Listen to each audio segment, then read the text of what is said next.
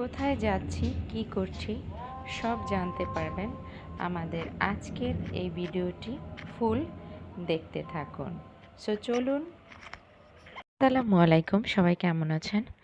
সব সময় সংসার, ফ্যামিলি, হাজব্যান্ড, ছেলে মেয়ে এগুলো নিয়ে ভাবতে ভাবতে আমাদের লাইফটা একঘেয়ে হয়ে গিয়েছে।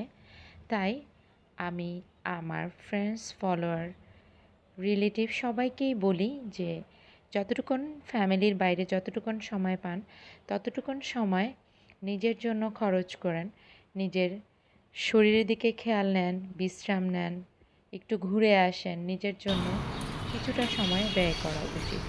প্রত্যেকেই আমার এই বার্তা। সো আজকে আমি এবং আমার বোন দুজন মিলে আমাদের নিজেদের কিছুটা সময় নিজেদের জন্যই কাটাবার জন্য আজকে বের হয়েছি। তো যেই কথা সেই কাজ, দুই বোন মিলে রেডি হয়ে বের হয়ে ঘুরতে ঘুরতে চলে আসলাম একটা রেস্টুরেন্টে। সেখানে আপুর পছন্দের খাবারগুলো আমি অর্ডার করলাম। আপু fried rice, chicken fry, beef sizzling এবং ভেজিটেবল এগুলো অর্ডার করতে বলল, আমিও সেগুলো অর্ডার করলাম। দু বোন মিলে আজকে খাবো এবং নিজস্ব কিছু সময় কাটাবো। সারা জীবনই তো মানুষের জন্য করলাম, মানুষের জন্যই জীবনকে বিলিয়ে দিলাম। প্রতিটা মেয়েদেরই বিয়ের আগে পড়াশোনা, বাবার ফ্যামিলির রেস্ট্রিকশন এগুলো মানতে হয় এবং বিয়ের পরে ফ্যামিলি, চাকরি, সংসার, সন্তান, ছেলে মেয়ে এগুলো নিয়ে কাটাতে কাটাতে সময় চলে যায়।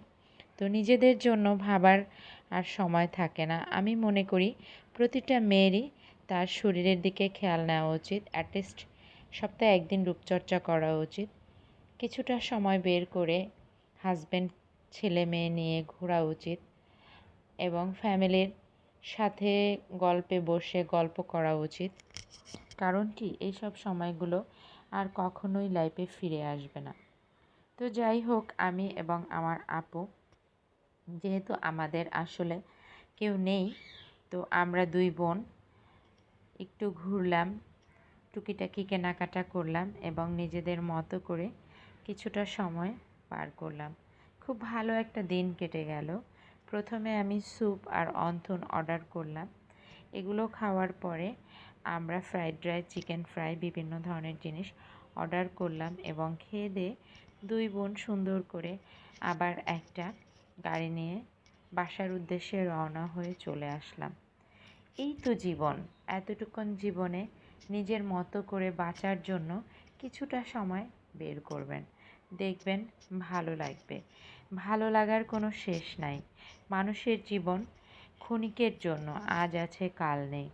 সুতরাং যতটুকুন সময় পাবেন নিজেকে সময় দিন, নিজের জন্য ভাবুন।